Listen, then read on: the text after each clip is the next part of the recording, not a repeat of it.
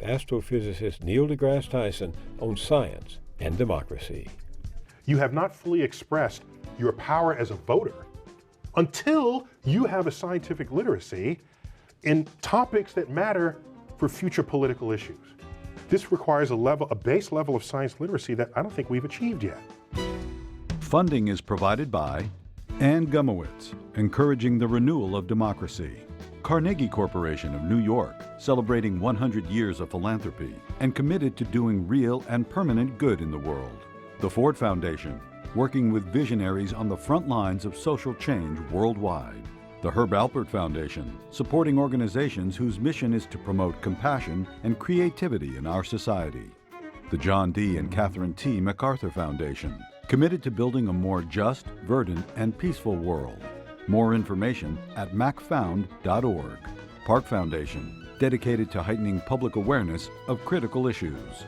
The Kohlberg Foundation, Barbara G. Fleischman, and by our sole corporate sponsor, Mutual of America, designing customized individual and group retirement products. That's why we're your retirement company.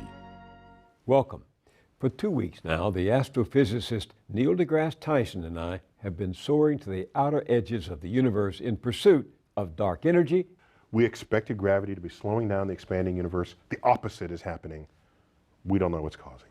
And dark matter. We account for 1/6 of the forces of gravity we see in the universe. There is no known objects accounting for most of the effect of gravity in the universe. Something is making stuff move that is not anything we have ever touched. Up there, heavenly bodies collide, creating spectacular displays of fire and light. But down here, the collision of science and religion in the rough and tumble of democracy can create its own fireworks. Which brings me to the controversy Neil deGrasse Tyson triggered in the blogosphere when he said this to me in one of our earlier episodes.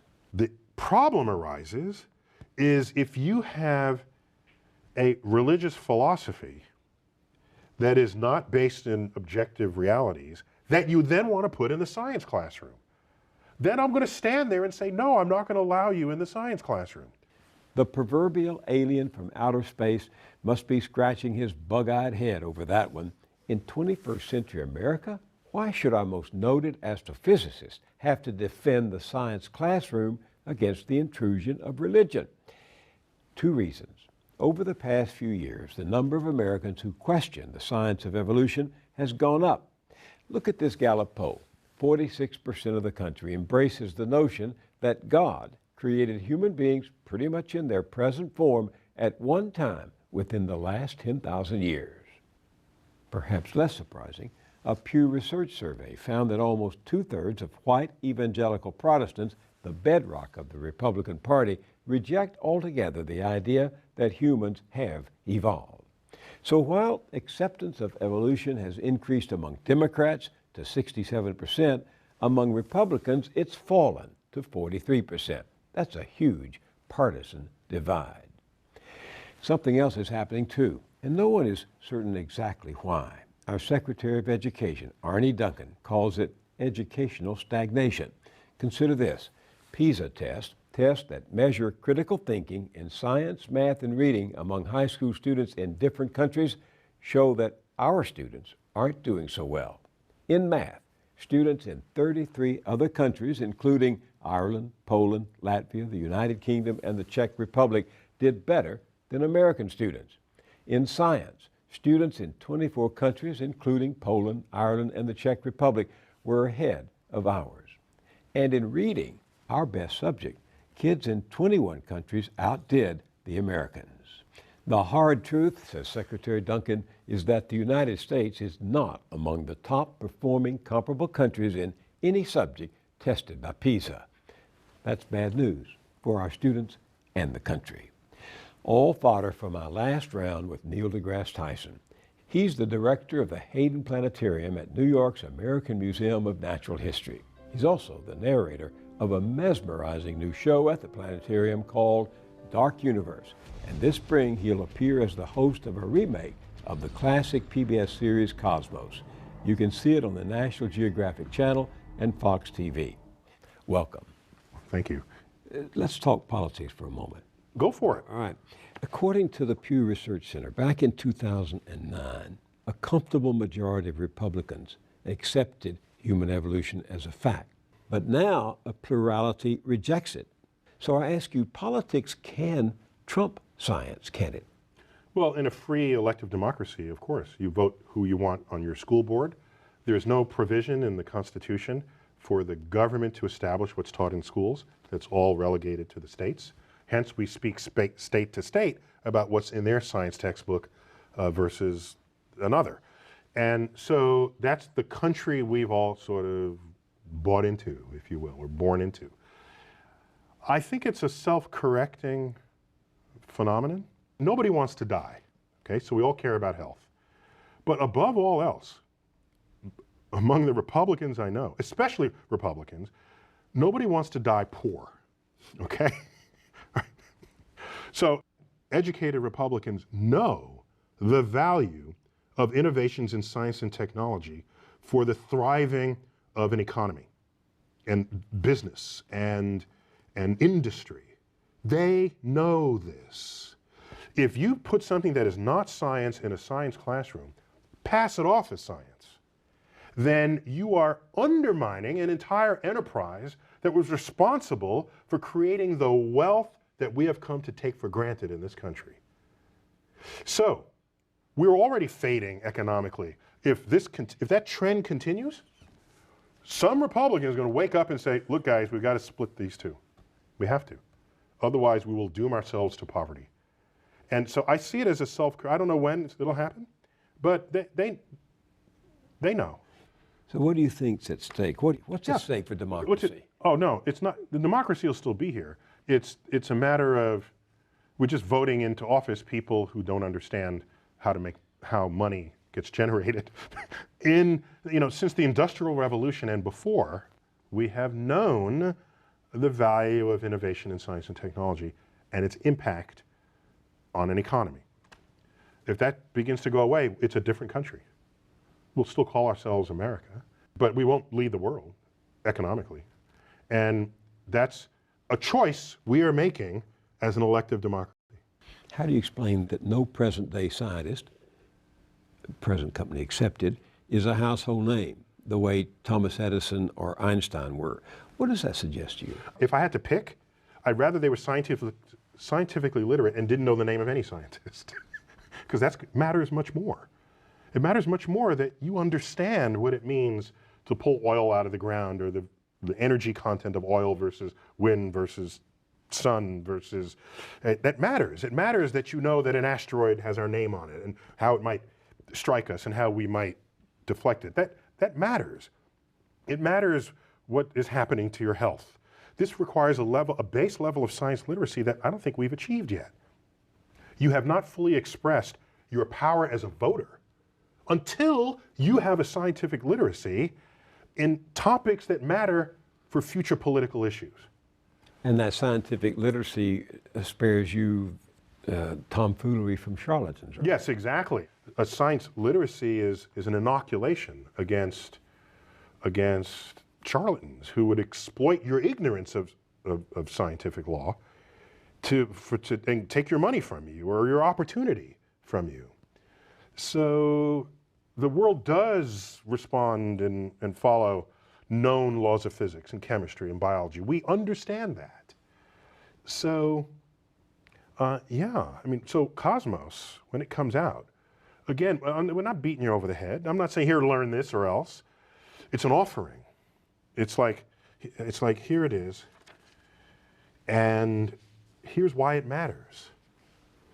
Here's why your life can be transformed just by having some understanding of this. And then I go home. Speaking of scientific literacy, I brought along some disturbing statistics. As you know, American students are performing poorly on international tests for math and science.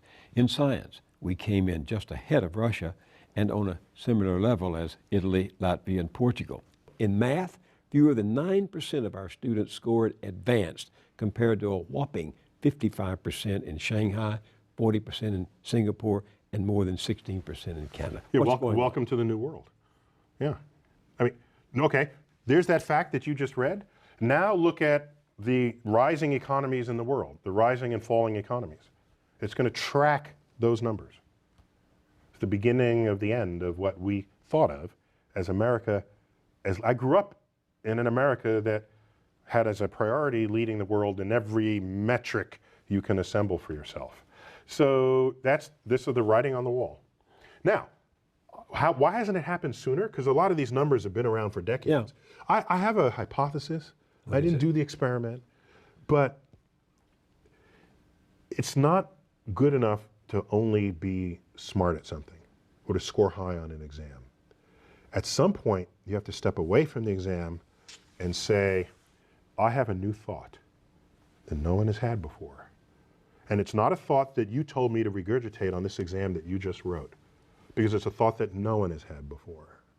And how do you get those thoughts? You get those in irreverent cultures. Possibly that has delayed our collapse because it is out of the environment of not regurgitating what someone else has learned in their lifetime that allows you to make a discovery that no one else has made before. You think there are too many tests? We give kids too many tests? I think we put too much emphasis on what the meaning of the test is. I test people. It's a way to find out what you know. But don't then say, if you don't know this, therefore the rest of your life is screwed. No, because go find people who are successful in this world. Find, talk show hosts and comedians and novelists and attorneys, and go get the politicians. Put them in a room and say, how many here got straight A's throughout school? None of them are going to raise their hands. By the way, throw in inventors. Throw in all these people. None of them are going to raise their hand. Okay? So Bill Gates dropped out of college. Michael Dell dropped out of college. Those people are not, the success of those people is not measured by how they performed on the exam that you wrote as professor. Because they're thinking in ways that you have yet to think, because they're inventing tomorrow. And the only way you can invent tomorrow is if you break out of the enclosure that the school system has provided for you by the exams written by people who are trained in another generation. There's something else too, isn't there? I mean, some people say this educational stagnation that we are experiencing. It's because we have one of the highest child poverty rates in the developed world. They point to the fact that high poverty schools in America posted dismal scores on these tests, whereas wealthy schools did very well. In fact, students in the wealthiest school scored so highly that if they were treated as a separate jurisdiction, they would have placed second only to Shanghai in science and reading and would have ranked 6th in the world in math. So inequality matters. Yes. Yeah. And your point is, that's always been the case. By the way, my father was active in the civil rights movement in the 1960s, and a lot of my sort of cultural awareness and sensitivities as I'm floating in the universe were anchored by just that kind of awareness.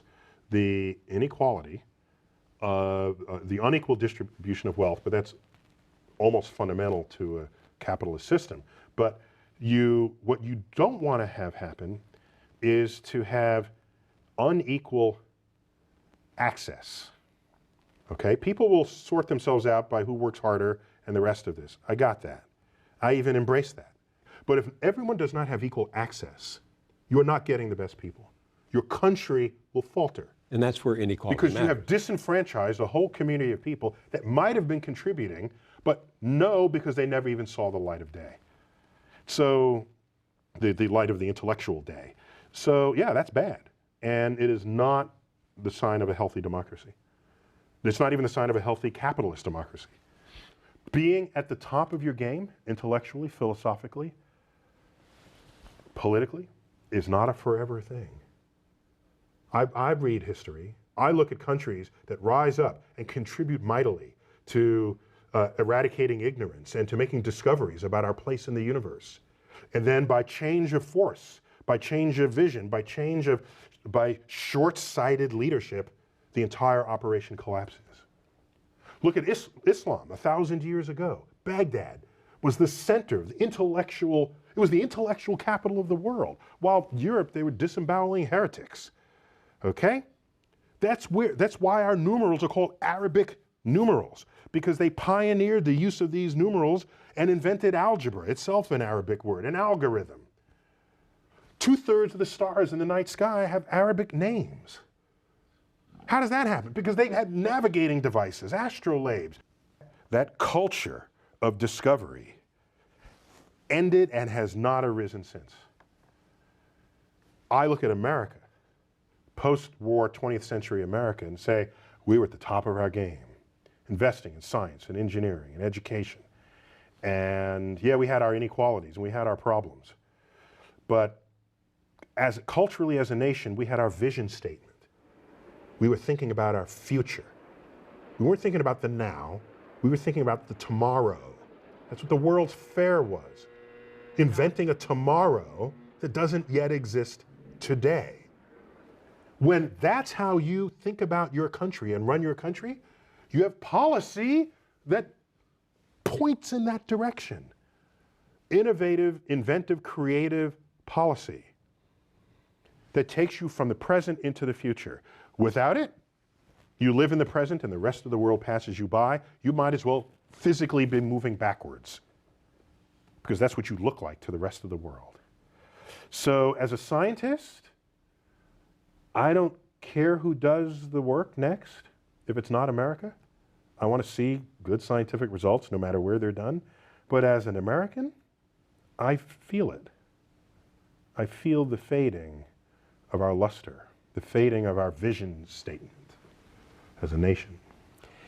I saw a quote recently by the physicist Jonathan Huebner, who says humans are running out of world-changing inventions. He says, quote, I think the major branches of discovery are behind us. Do you agree? Of course not. Oh my gosh. That is, I would say this to the man's face. You can't be more, let me be polite. Previous statements such as that made by physicists of the past have proven to be extremely short-sighted. How's that for polite? That'll do. Okay, so there's a physicist, one of these Nobel Prize winning physicists in the 1800s going into the 1900s, the turn of that century. We were at the top of classical physics. Newton's laws were working, electricity was understood. We had the power of knowledge of the laws of nature. And they said, but there are a couple of things, there's still some unknowns, but that's just a matter of getting an extra decimal place in the measurement. But we're done. We're done here. Just a few clouds on the horizon. We're good to go. Don't become a physicist. There's nothing left to discover. Right. And what would happen in the next 20 years? Relativity would be discovered, special relativity and general relativity, the expanding universe, quantum physics. All of classical physics would be turned on its ear because of the discoveries in the very 2 or 3 decades to follow the uttering of that statement. So, of course he can't see the future. That's kind of what it means to not be in the future. Half of my library are old books, because I like seeing how people thought about their world at their time, so that I don't get big-headed about something we just discovered, and I can be humble about where we might go next. Because you can see who got stuff right and most of the people who got stuff wrong. What is the toughest question you would like to answer before you die? Oh, I hate to sound cliche about this, but my favorite questions are the ones, dare I use the word, yet to be divined. Because there's a discovery yet to take place that will bring that question into the center of the table. I live for those questions. So that means I can't tell you what they are, because they derive from something yet to be discovered. From dark matter. For example, if we discover what dark matter is, there's going to be some question about dark matter that'll rise up out of the ground and say, I never even thought to ask that question. In 1920, no one thought to ask, how fast is the universe accelerating? Okay, how fast is the universe expanding? Because no one thought the universe was expanding at all. You can't ask questions about the movement of a universe that you don't even know is in motion. You can't ask questions about other galaxies if you don't even know there are other galaxies. So, on my deathbed, I will relish in all of the questions that came up that I never thought to ask, because it was the discoveries of the future that enabled them. Neil deGrasse Tyson, thank you for being with me. It's been great to be here. Thank you.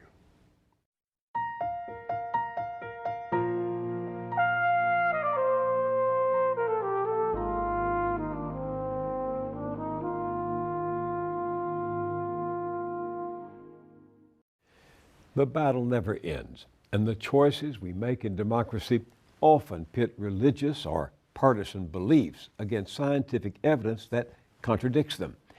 And beliefs can be stubborn, hard to give up. They even determine which facts we choose to accept.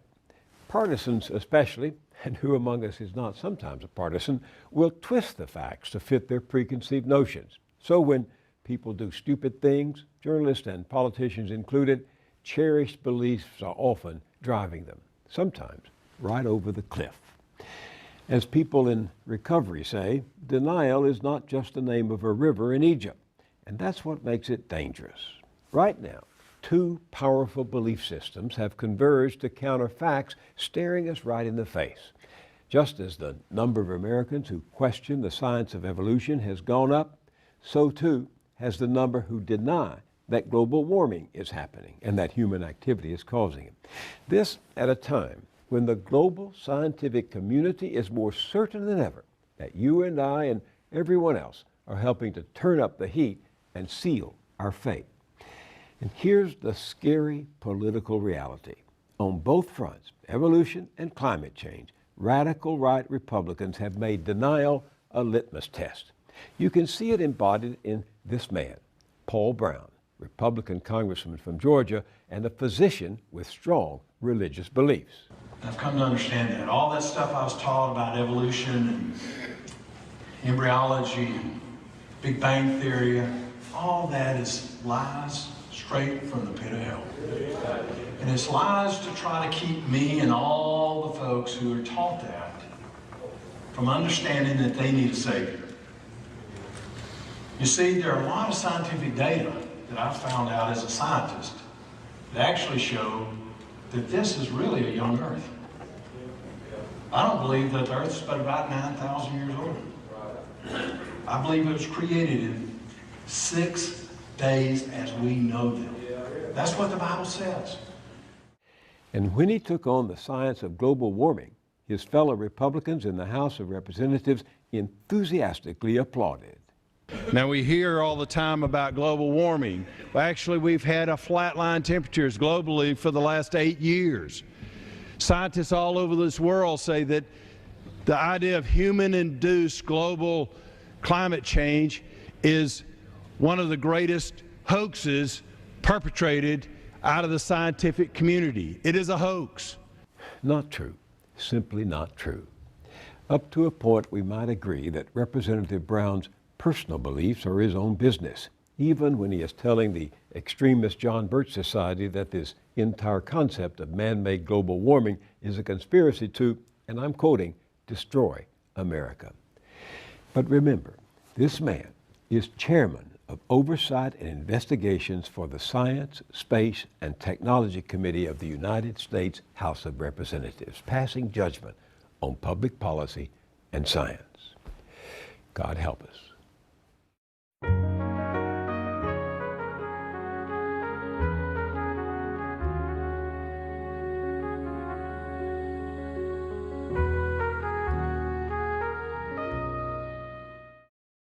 At our website, BillMoyers.com, join a group of citizens braving the dead of winter to march the length of New Hampshire, all to make candidates take a stand on the corruption of money in politics.